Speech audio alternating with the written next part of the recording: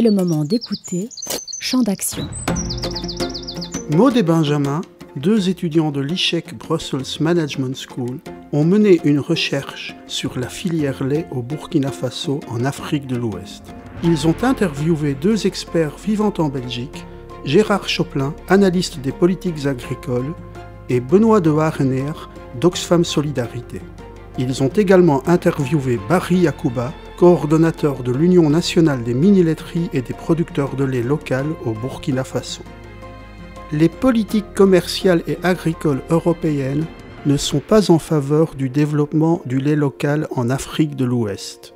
Mais au Burkina Faso, une initiative appelée Faire Faso tente de résoudre les problèmes du secteur laitier. Nous commençons nos entretiens avec Gérard Choplin qui nous explique les enjeux du commerce du lait.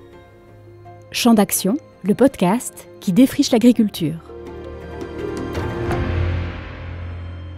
Je suis Gérard Choplin, je suis agronome de formation, français installé en Belgique depuis 1989. J'ai pendant 30 ans animé la coordination paysanne européenne, un réseau d'organisations paysannes qui veut changer la politique agricole. Et depuis 10 ans, je suis à mon compte, je dirais, je suis aussi retraité. Je travaille, j'écris des articles, je fais des formations, je fais des interviews, etc. Voilà. Merci beaucoup. Pouvez-vous expliquer brièvement la problématique laitière et les événements qui ont mené aux politiques actuelles ? Je dirais qu'on fait face à 4 grands problèmes. Je dirais d'abord, on a une surproduction qui est structurelle de lait dans l'Union européenne. Deuxièmement, on a des prix du lait qui sont payés aux producteurs à des prix qui sont en dessous de leur coût de production. Troisièmement, comme conséquence, disparaissent un grand nombre d'exploitations laitières. Et quatrièmement, et on fait face aussi à une industrialisation croissante de la production laitière, avec des exploitations laitières qui sont de plus en plus grandes, de plus en plus robotisées et de moins en moins autonomes, à la fois dans leurs achats d'intrants, etc., mais aussi dans leur prise de décision. Expliquons brièvement l'historique des quotas laitiers. De 1984 à 2015, l'Union européenne a imposé des quotas laitiers aux producteurs afin de maintenir des prix rémunérateurs et d'éviter trop d'excédents. Les excédents européens ont été fixés à 10%. Après plusieurs années de débats, l'Union européenne a voté la suppression de ces quotas. Cette règle a été mise en application à partir de 2015. L'Europe a décidé d'aligner le prix des produits laitiers sur les prix internationaux. Cela a provoqué une chute des prix. Cette décision a été compensée par un subside pour les éleveurs afin de maintenir leur production rentable. Gérard ajoute : Qui sont les gagnants et les perdants ? Les gagnants, ce sont les grandes laiteries, qu'elles soient privées ou coopératives, qui sont souvent devenues multinationales, qui déterminent la politique laitière. Et les perdants, ce sont bien sûr les producteurs, qui produisent plus et gagnent moins. Ce sont l'environnement, qui est dégradé à cause de la surintensification, le climat, qui est dû au méthane, la qualité du lait, qui diminue, la diversité génétique du cheptel qui se restreint très fort, et bien sûr, sans oublier les producteurs des pays tiers qui subissent une concurrence déloyale. Et concernant les politiques du gouvernement burkinabé, quelles sont les conséquences sur la filière du lait local au Burkina Faso ? L'Europe, elle exporte une partie de ses excédents laitiers vers l'Afrique de l'Ouest. L'Afrique de l'Ouest n'est pas la zone d'exportation principale de l'Union européenne, mais elle exporte de plus en plus vers l'Afrique de l'Ouest. Mais selon des standards de consommation occidentaux, l'Afrique de l'Ouest est globalement très déficitaire en produits laitiers. Et comme sa population, qui a aujourd'hui 400 millions d'habitants, va bientôt doubler, les grandes laiteries européennes lorgnent sur l'Afrique pour écouler leurs excédents. En ça, elles sont aidées par des règles du commerce international qui favorisent l'importation et l'exportation, au détriment des productions et des consommations locales. Et par ailleurs, l'Union européenne, vis-à-vis de l'Afrique, elle veut aller encore plus loin en essayant d'imposer à l'Afrique un accord commercial qu'elle appelle de partenariat économique, qui supprimerait des droits de douane qui sont déjà très faibles, ce qui augmenterait encore les flux d'importation. Si on résume ça d'un point de vue global en matière de politique, en exportant des produits laitiers qui sont achetés aux producteurs européens à des prix inférieurs à leur coût de production, et que ces producteurs européens souvent ne peuvent le produire que parce qu'ils reçoivent une aide publique, l'Union européenne pratique un dumping qui est déguisé. Et les pays pauvres n'ayant pas de budget pour financer des aides directes à leurs producteurs, il s'agit bien d'une concurrence déloyale, mais qui n'est pas reconnue comme telle dans les politiques internationales et que l'Union européenne ne reconnaît pas comme telle. Et les gouvernements d'Afrique de l'Ouest, de leur côté, donc celui du Burkina Faso, ont aussi leurs responsabilités. En effet, les gouvernements africains privilégient les importations de lait en poudre européen. Ce lait en poudre a été réengraissé avec de l'huile de palme moins onéreuse. Les matières grasses originelles ont été extraites pour fabriquer du beurre. En effet, dans les pays riches, la demande de beurre augmente. Vous écoutez Champ d'action. Les enjeux du lait au Burkina Faso. Je m'appelle Benoît de Wagener, je travaille pour Oxfam. Je suis basé à Bruxelles, mais je suis le Burkina depuis longtemps, sur différents dossiers de plaidoyer et de programmes, dont le dossier lait en lien avec les systèmes alimentaires durables. Qui est à l'origine de la création de Fairfaso et dans quel but a-t-il été créé ? À la base du projet Fairfaso, il y a d'abord un travail politique mené par des éleveurs et des producteurs belges de lait et en Afrique de l'Ouest qui ont réalisé qu'ils étaient confrontés en grande partie au même défi. Le défi de tirer des revenus de son travail, de pouvoir vivre de son travail de producteur de lait, d'avoir un prix décent. Et donc c'est d'abord une histoire de soutien mutuel, pour ceux qui se souviennent de la grève du lait en 2009, etc.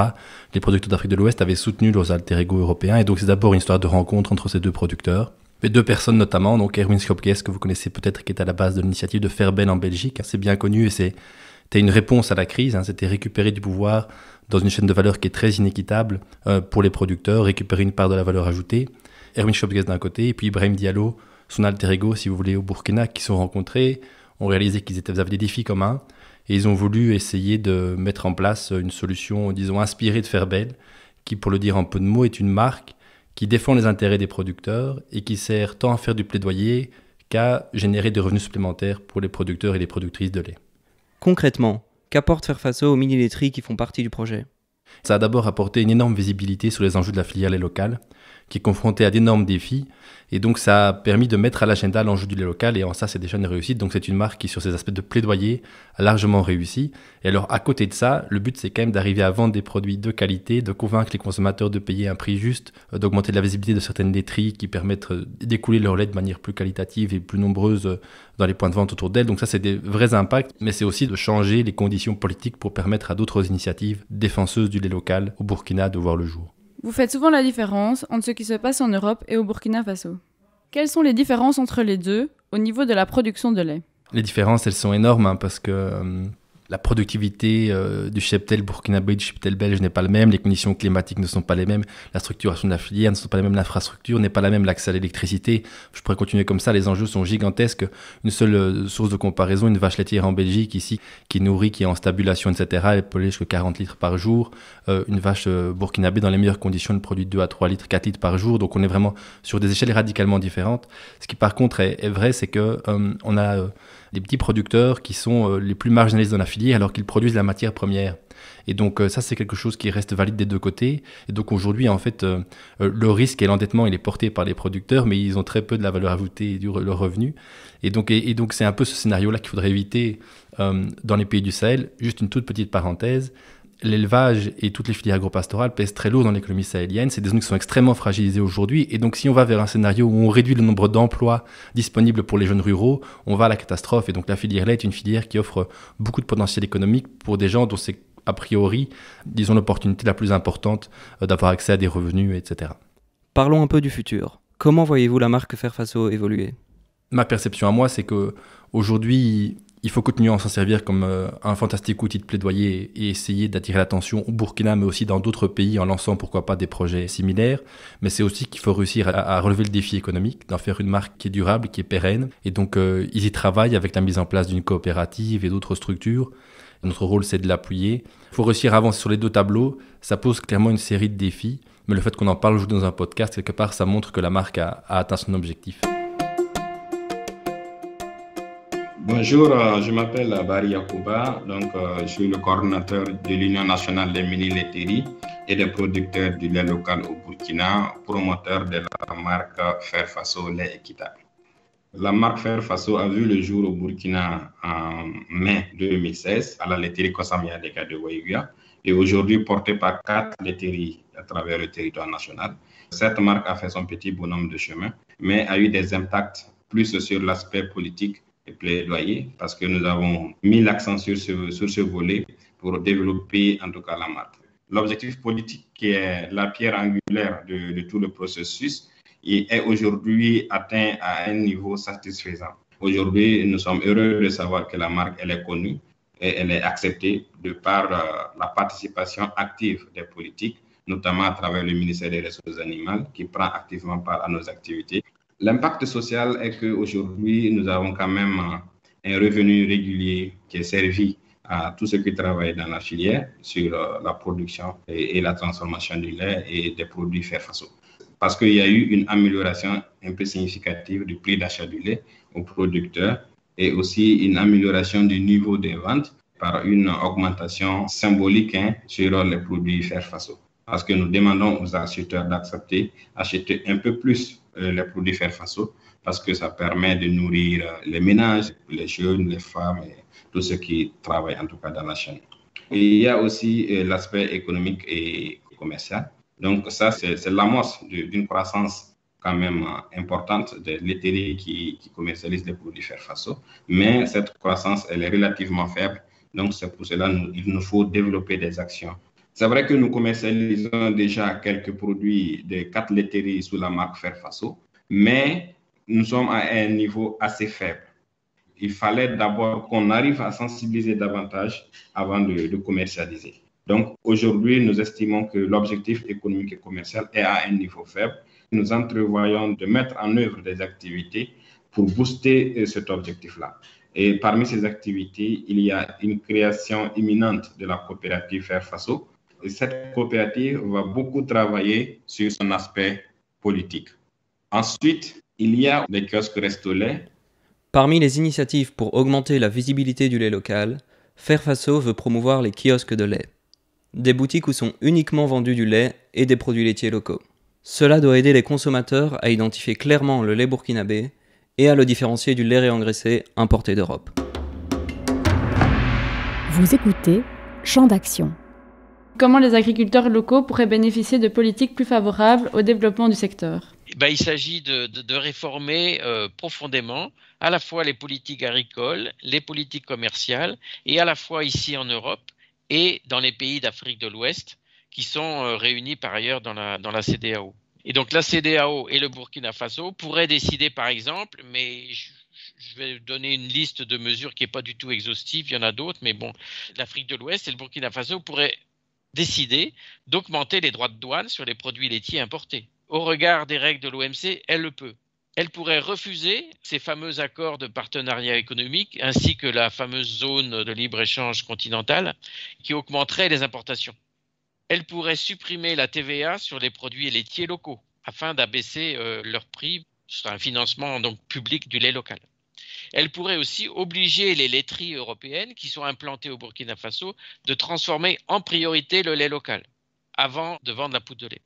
Elle pourrait aussi, et ça c'est important, d'adopter un étiquetage clair de tous les produits laitiers qui mentionnerait à la fois la composition et l'origine des produits. Et puis tous ces États et le Burkina Faso pourraient consacrer une part plus importante de leur budget à l'agriculture paysanne, et pas forcément aux grandes plantations. Et puis aussi d'apprendre des erreurs de l'Europe et de ne pas copier les erreurs qui ont été faites en Europe, aussi en matière de surintensification de la production et de perte d'autonomie des élevages. Et je pense là aussi à l'autonomie fourragère des exploitations. Bon, c'est un certain nombre de mesures qui pourraient être prises, mais de son côté, l'Union européenne, elle devrait maîtriser sa production laitière. On peut améliorer beaucoup le système qu'on a vu avec les quotas laitiers, on peut les appeler différemment, mais il faut maîtriser la production laitière et aussi rendre les exploitations plus autonomes en valorisant les prairies et le pâturage, aussi pour des raisons environnementales, climatiques, etc. Et bien sûr pour limiter les exportations, et on peut le faire en limitant les exportations à des produits qui ont une vraie valeur ajoutée et pas à de la matière première en fait qui rapporte pas beaucoup comme la poudre de lait. L'Europe est connue pour produire des fromages de qualité qu'on peut exporter avec modération. Et puis aussi, il s'agit de réguler la répartition des marges dans la filière laitière, parce qu'actuellement les producteurs sont servis en dernier. Et on pourrait répartir les marges de façon que les producteurs aient un prix du lait qui rémunère leurs coûts de production et leur travail. Et pour ça, il faut changer la politique européenne de tout le système alimentaire. D'après vous, qu'est-ce qui entrave tous ces changements actuellement ? On a l'industrie laitière, la grande distribution, qui veulent toujours une matière première pas chère. et aussi des grandes exploitations laitières qui pensent qu'elles vont pouvoir toujours s'agrandir sur le dos des exploitations qui sont obligées d'arrêter la production. Et donc toutes ces forces-là se conjuguent pour maintenir le statu quo. Et par ailleurs, au Burkina Faso, en Afrique de l'Ouest, les gouvernements font d'abord le choix des villes et d'une alimentation pas chère, et ils pèsent peu, bien sûr, ces gouvernements, en termes économiques, financiers, mais aussi en termes militaires et géostratégiques, vis-à-vis des grandes firmes multinationales implantées chez elles, qu'elles soient laitières ou d'autres firmes. Donc les gouvernements privilégient des politiques de court terme à celles de long terme. Et comme dit, moi j'aime bien cette phrase de Bertolt Brecht, qui est très connue, mais il faut quand même la citer, « Celui qui se bat peut perdre, mais celui qui ne se bat pas, il a déjà perdu. » Donc il faut continuer à se mobiliser. Merci beaucoup Gérard Choplin pour le temps que vous nous avez accordé. Merci également à Benoît de Wagener et Barry Yacouba pour leur participation au podcast.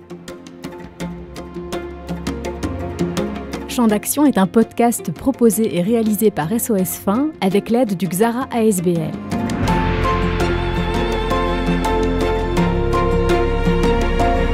Pour approfondir la thématique de cet épisode, rendez-vous sur www.sosfaim.be.